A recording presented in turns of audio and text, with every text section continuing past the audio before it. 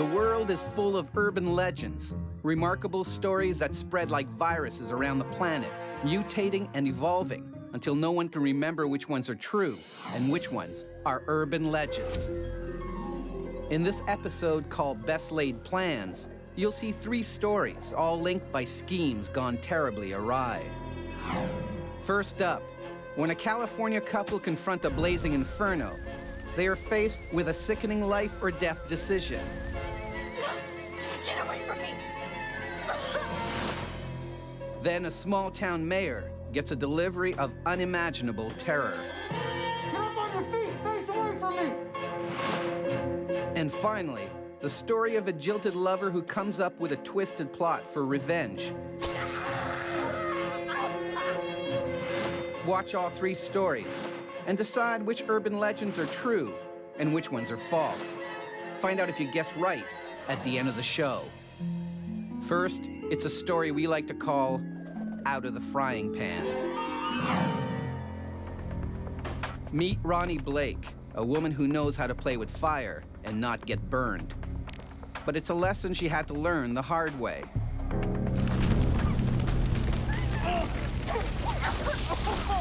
I was disgusted. I was sick to my stomach, and I felt horrible. I don't think I could ever live through that again.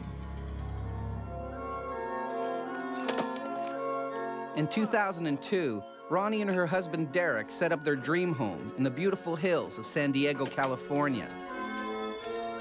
Derek designed this particular house, and because he grew up not too far away, he wanted to live there. He did a really good job at planning the house and building it. The Blakes' home was perfect, apart from one small detail. They built it in a notorious fire zone. It was something that we had to accept and live with, that if we were to build there, that there was always a threat of a fire. Luckily, Derek Blake is well aware of the dangers and has taken every precaution to protect their home. Derek was a MacGyver-type person. He was very well-read on all the codes in order to be able to prevent fires from reaching the house. But in the scorching summer of 2007, Derek's preparations are put to the ultimate test. A massive fire is raging only 20 miles away from their neighborhood. The fire marshals came to the house several times to let us know it was time to go. But Derek has other ideas. This is imminent. We've taken all the precautions. You don't have to worry about us. I'm not leaving. Babe, come on. Case closed. That's it. And Derek was there each and every time letting them know that he could certainly manage this. Can you have a word with your husband? Maybe talk some sense You know to what? him? Thank you. We're not leaving. The fire marshal was very clear that it was too serious of a fire for any person to be able to take on. This No, we're house not will leaving. not be here tomorrow. He made me believe that he knew what he was doing. I'm torn. You know, you have somebody at the door saying you have to go, and I didn't want to leave Derek home alone with the house. There was no way he was going to leave the house. Thanks. Babe, come on. The fire is now only 5 miles away, but somehow Derek convinces Ronnie to stay and help him prepare for the fight of their lives. The fire was very intense. It was all around them, and it was obvious that it was going to be a problem for them. It's too late to escape. The Blakes and their precious home are about to experience the full force of a raging forest fire. The winds were blowing towards their direction, Okay, turn around. Turn around.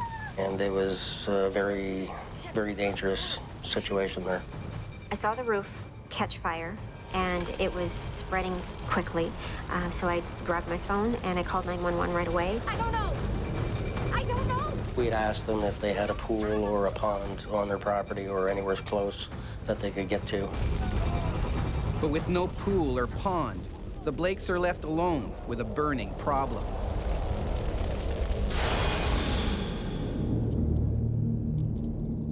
Hours later, with the fire under control, the firefighters move in. There's no sign of Ronnie and Derek Blake. I found the property to be burnt completely through. The house was burnt. We didn't expect to find anyone alive due to the severity of the fire. Hello?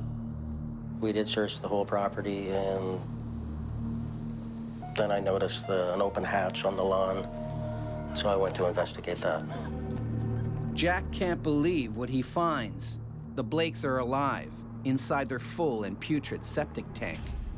But how did they get there? The house had caught fire. The roof was engulfed in flames, and there was nothing that we can do for the house. Being disconnected from the firefighters, Derek started running around and saying, no, we can't stay here, we need to hide out, and he thought of the septic tank. Oh. No. I was burning, I felt ill, and I was choking. The smoke was unbearable. So he literally forced me, pushing me down the ladder. I was shaking, I was crying, I was screaming. Derek at this point is saying absolutely nothing. I don't know if he was in shock or what, but I certainly wasn't having him anywhere near me. Get away from me! I was so relieved when I heard the firefighters' voices. Well, it wasn't very nice. It wasn't very pretty. They were, you know, the smell of their own waste wasn't very good. I was very surprised that they actually hid in there, but it was smart thinking on their behalf, given their situation and the fact that they were trapped. It's horrible. I mean, we stayed in that septic tank for about an hour and a half, but that was the only place. Incredibly, Ronnie and Derek emerge alive, covered in stinking sludge. They've just survived a raging California wildfire. Unfortunately, their marriage will not. He should have seen the type of fire that was coming and choose to save ourselves and get out when we were told to. I just found it totally irresponsible that he felt that the house was more important than ourselves. Did this husband's act of stubborn pride flush their home down the drain? Or can you smell a fake? We'll let you know at the end of the show. Mini-myth number 178, Junkyard Jinx. An elderly couple ditched their old car at a Berlin scrapyard and were walking away when it started pouring. With no umbrella, they hopped back into the car to escape the downpour. Just when a crane operator swooped in to drop their car into the crusher. The crane driver stopped when he heard a woman's screams, but it was too late for her husband. So was this a true story, or just a heap of old junk? It was totally fake. No one would be quite that stupid, would they? On Urban Legends, we show you 3 stories. You have to decide which ones really happened and which ones are merely legends. So far, you've seen the story of a California couple forced to hunker down in their own waste. But is it fact or fantasy? Find out at the end of the show. Now it's time for our next story. It's called Deliverance. Small-town Mayor Shai Calvo is a simple man. He loves his dogs, his wife, and his hometown of Berwyn Heights, Maryland.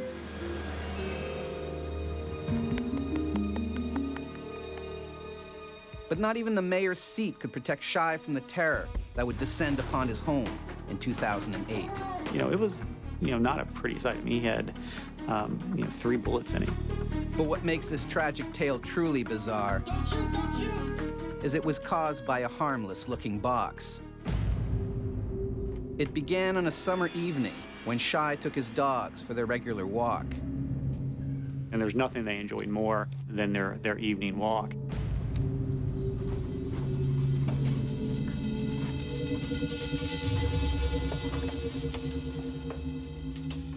Arriving home, he notices a delivery that has been left on the stoop. I picked it up. It was a fairly large, but not very heavy white box.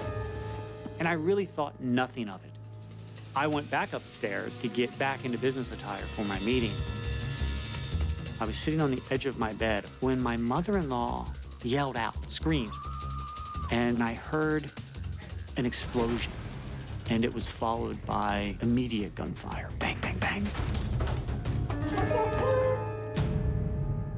There's no sound from Shai's mother-in-law or his dogs. Then there were boots running through my home, followed by yells and more gunfire. I could hear words like downstairs, downstairs. And then a few moments later, ominously, I heard them say, upstairs. Upstairs, upstairs! Don't shoot! I'm upstairs! I remember just screaming, I'm up here, please don't shoot, please don't shoot. Don't shoot! The men tell him neither who they are or what they want. On your feet, get your hands up! He's coming to stop my voice, put the hands! He's marched backward down the stairs. He's coming! It's then that Shy gets his first look at the masked men. They look like a SWAT team. But that makes no sense. Why would police break into your home? But if it's not the police, who is it? Shy is too scared to ask. I mean, there's nothing like being forced to kneel at gunpoint on your own living room floor. As the masked men ransack his home, Shy makes a heartbreaking discovery. What you guys shot my dog? They had just What's going on? unloaded on my 2 black Labradors and killed them. And my mother-in-law, who can't weigh much more than 100 pounds, had been thrown to the floor. Shy then notices something else. Police officers on the lawn. This can't be a home invasion. Shy demands his rights. I don't think I have to answer any. I haven't even seen a warrant. We have a warrant, it's on its way. Don't worry about that right now. I said, I have a meeting tonight. I'm the mayor. And they really just didn't respond to me.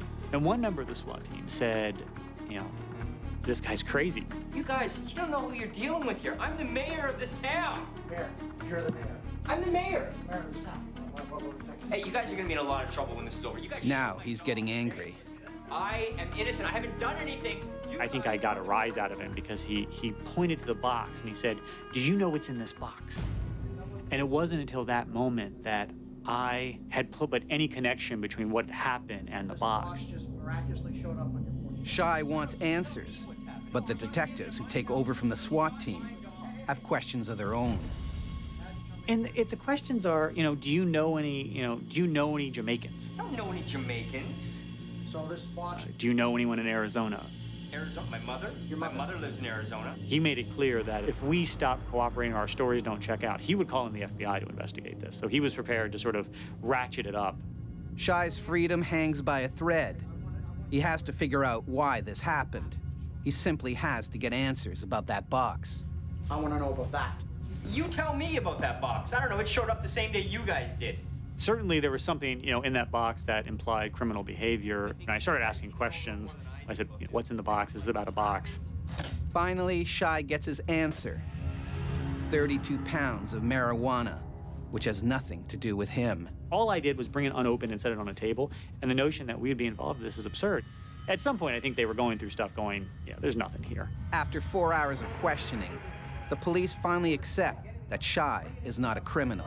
I think somewhere they wanted to cover your tail mode. And he said to us that, acknowledged that they had found nothing to connect us to that box.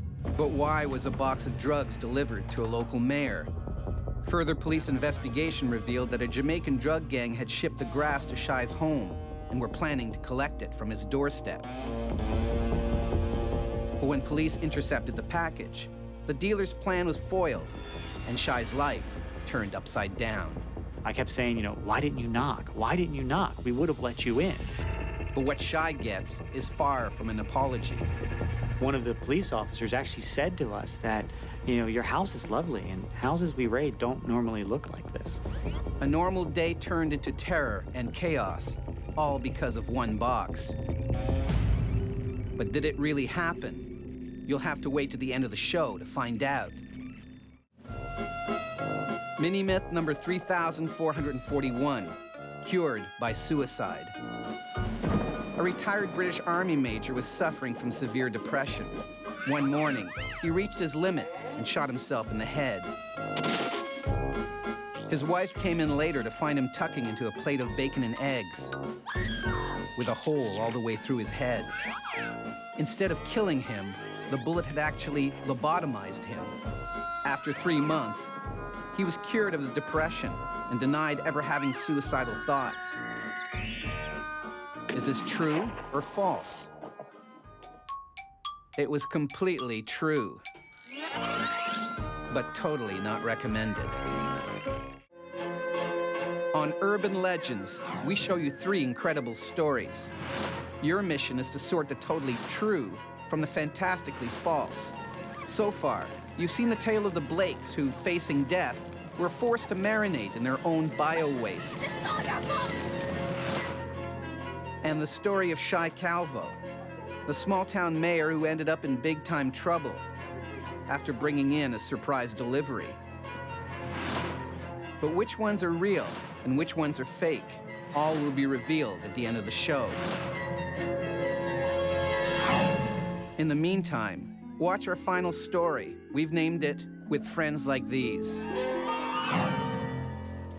Reporter Florence Loy has covered some strange cases, but the story you're about to hear takes the prize. Utter disbelief is how people react when I tell them this. It's a revenge plot so strange, with a twist so bizarre, that even police had trouble believing it. It's a file where you're going through it and you're like, really? This really happened? It all began in Edmonton, Canada, 2009. Derek Tebert Ayres and Michael Hancock were once best friends, but something has come between them. Derek trusted very few people, and one of the people he trusted was Michael, and Michael had breached that trust. You slept with her, didn't you? Michael has been sleeping with the woman Derek loves. I trusted you!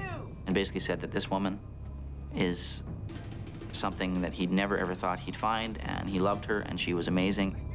It's all too much for Derek, who already has a history of depression. Derek had suicidal tendencies in the past and had attempted suicide and failed. Derek decides Michael must pay, and his punishment for the betrayal will be to help Derek kill himself. This is your punishment! To kill you? Yes! Michael agreed to help Derek commit suicide. The pact was that Michael would stab him in the heart and make it look like a suicide. Come on! But will they actually go through with it? Just do it, man. Ready? But the knife wasn't lined up right. Michael only punctures a lung. Derek didn't die instantly like he thought he was gonna die. In agonizing pain, Derek decides he wants to live. Michael got very nervous and was thinking, oh my God, like maybe he set me up this whole time. Thinking Derek's real plan was to frame him for attempted murder, Michael decides his only escape is to kill Derek and cover up the crime. That's when someone spots the fight. I couldn't tell if it was a real fight or if they're just fooling around. Michael flees the scene, believing he's killed his best friend. Derek is in critical condition. At one point, he coughed, and you could feel the air coming out of his chest. As Carrie desperately tries to save Derek's life, Michael's stab at escape backfires. He ends up locking his keys in his car, where he's supposed to get rid of all the evidence. Now he's kind of stuck. He also realizes that he left the knife and he left his BlackBerry at the scene. In the heat of the moment, Carrie Nisbet grabbed the towel and attempted to save Derek's life. As it was pretty serious, there was a lot of blood lost, even though we were there, plugging it up the best we could. Clearly no criminal mastermind, Michael knows he's in deep trouble. So he goes to the only person he knows he can, his father. Michael, talk to me. We don't know exactly what Michael told his father, other than he stabbed his best friend. Michael's father persuades him to turn himself in, and the police arrive to question him. Michael confesses to stabbing Derek, but he insists that Derek set him up for murder as punishment for his betrayal. He tried to frame me. Tried to frame me. Yes. But Michael isn't the only one talking. Derek is still alive. Derek said that, yeah, I wanted to die. It was what I wanted. Derek denies he set up Michael. He insists he really wanted to die. But neither of them know that in the eyes of the law, it makes no difference. Assisted suicide is not common in Canada. First, it's illegal. It's an attempted murder. There's no charges to Derek, and it's not against the law to try to kill yourself. It's not against the law to ask someone to kill you. But it is against the law to assist in a suicide. Michael gets 7 years in jail, while Derek walks away, his romantic rival out of the picture. I've never seen anything or heard anything like that in the past.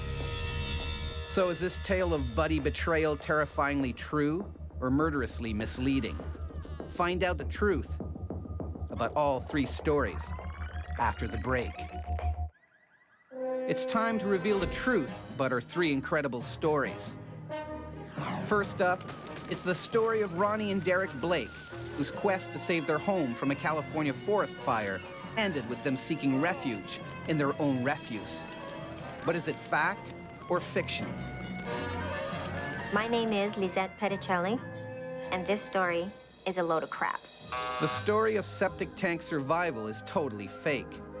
Although there are many urban legends of people forced to make disgusting choices to save their lives, it's physically impossible to survive in a septic tank due to the gases. Next, it's the tale of a squeaky clean mayor whose dogs were killed and home torn to shreds after a box landed on his doorstep. But did it happen? My name is Shai Calvo, and unfortunately, this is a true story. These cops really did shoot first and ask questions later. The box was part of a drug smuggling operation, but Shai had absolutely nothing to do with it. Which leaves a story of Derek Tibert heirs and a revenge plot so strange, even local police were dumbfounded. But did this story betray your trust? My name is Detective Dan Jones, and this is a true story. This unbelievable story of a troubled young man and his misguided friend is totally true. That's the end of our episode called Best Laid Plans.